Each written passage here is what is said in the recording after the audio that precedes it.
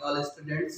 आज का मेरा महत्वपूर्ण टॉपिक है pollination of flowering plant.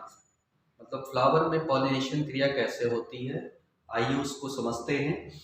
Pollen grain anther से निकलता है, वो वेक्टर के माध्यम से निकलता है। वेक्टर आपके वाटर हो सकते हैं, एनिमल्स हो सकते हैं, एयर हो सकता है।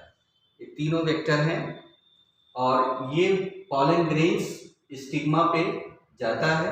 स्टिग्मा और स्टिग्मा पे जो ट्यूब जैसी फीमेल पार्ट है, वो ट्यूब जैसी संरचना होती है, इसे पॉलन ट्यूब कहते हैं। उसमें जाकर के ये एक ट्यूब फॉर्मेशन करता है और इसी में स्पर्म न्यूक्लियाई रहता है और ये जाकर के यहाँ फीमेल पार्ट ऑफ प्लांट उसमें जाकर के ये सीधे सीधे ट्यूब फॉर्म करता है और सीधे जाकर के यहाँ पे एक ट्यूब जाकर के ये स्पर्म न्यूक्लियाई इसमें जाकर के मिल जाता है ओवरी में, और ओवरी में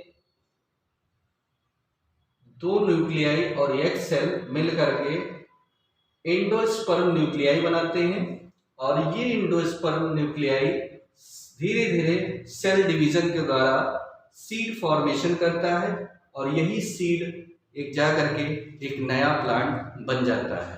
तो ये पॉलिनेशन की क्रिया पौधों में बहुत महत्वपूर्ण है और ये बहुत इंपॉर्टेंट टॉपिक है बोर्ड परीक्षा में आने वाले समय के लिए।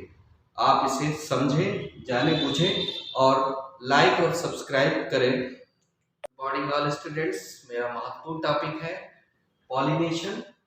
पॉलिनेशन टू टाइप्स होता है, एक होता है सेल्फ पॉलिनेशन, एक होता है क्रॉस पॉलिनेशन।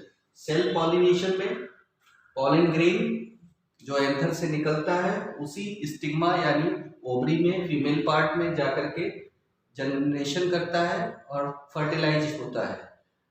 क्रॉस पॉलिनेशन में आपका महत्वपूर्ण रोल वेक्टर का होता है। वेक्टर में आपके इंसेक्ट्स आते हैं, इंसेक्ट्स, विंड आता है और आपके वाटर आते हैं।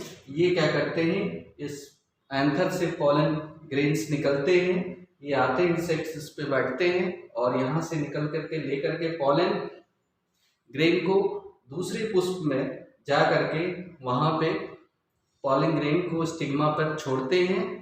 इस प्रकार से ये क्रॉस पॉलिनेशन होता है। सेल्फ में आप उसी पुष्प में दिखाई दे रहा है और यहाँ पे क्रॉस दिखाई दे रहा है, यानी कि एक पुष्प से लेकर के दूसरे पुष्प पे जाना और पॉलन ग्रेन को स्टिग्मा पर छोड़ना, टच करना, तो वो क्रिया क्रॉस पॉलिनेशन कहलाती है।